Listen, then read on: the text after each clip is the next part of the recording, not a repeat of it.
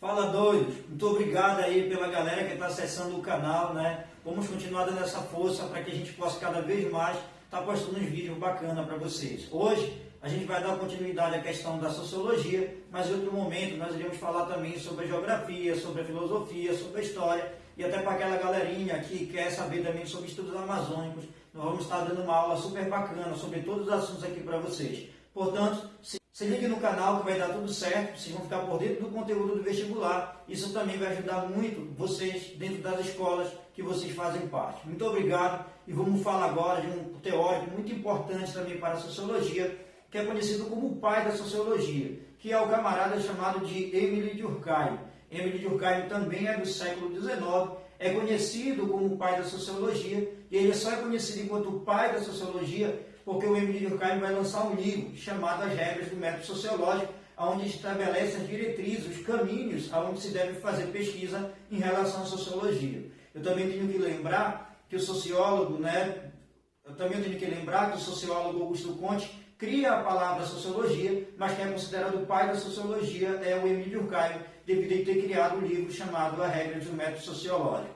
E algumas coisas são importantes no pensamento do Émile Durkheim. Uma das coisas fundamentais que a gente tem que lembrar é o objeto de estudo, da sociologia, segundo o Émile Durkheim. Ele define esse objeto de estudo. Segundo o Émile Durkheim, o objeto de estudo da sociologia é uma coisa chamada dos fatos sociais. Ora, mas o que é os fatos sociais?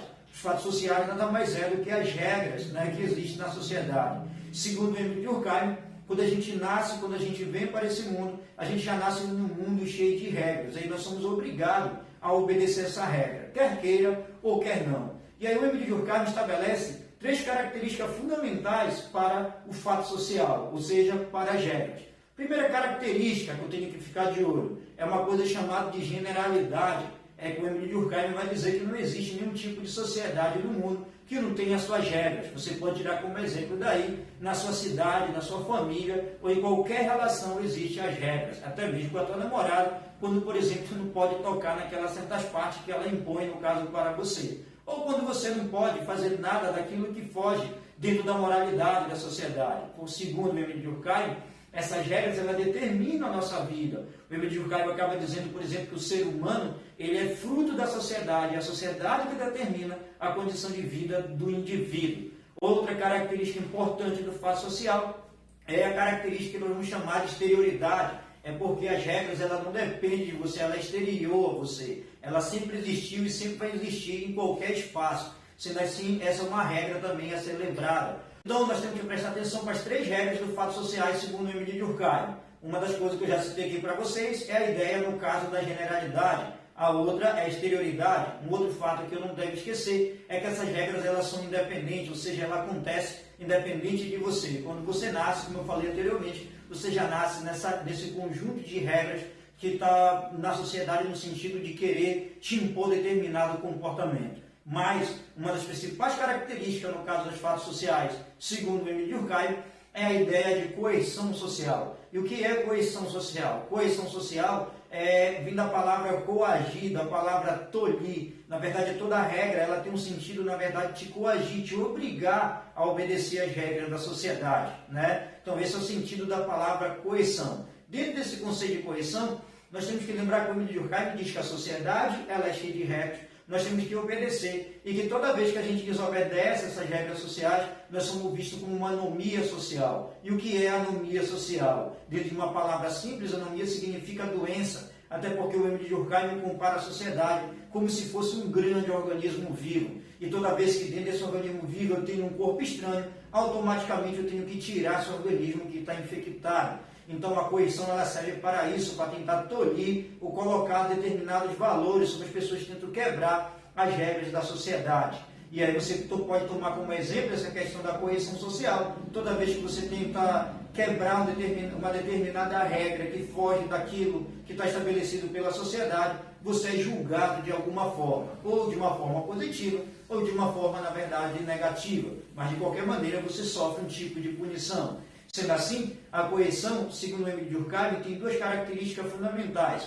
Uma é a coerção moral, a outra é a ideia de coerção que nós vamos chamar legal. A coerção moral é que toda vez que você quebra a regra, alguém vai tentar mexer na sua moralidade. É como se você chegasse para o seu pai, assumisse que é homossexual, e aí o seu pai vai impor um conjunto de regras que existe na sociedade para você. Isso é um tipo de coerção moral. Agora nós temos que ficar de olho também na ideia da coerção legal. O que é a coerção legal? É quando o nosso comportamento ele é tolhido, ele é coagido pelas leis. Muitos comportamentos que eu tenho no meu dia a dia, eles são em virtude da lei. Eu só deixo de fazer determinada coisa em virtude da lei, do funcionamento da lei. Quantas e quantas vezes tu não passou no trânsito de moto, sem capacete, às vezes sandália, você foi multado, e aí você tem vontade, no caso de quebrar o guarda de trânsito. Só que nessa situação você não pode fazer porque existe uma lei, existe uma regra que protege ele. Então, só para voltar à questão dos fatos sociais, segundo Emile Durkheim, eu tenho que lembrar que o fato social nada mais é do que o fruto da sociedade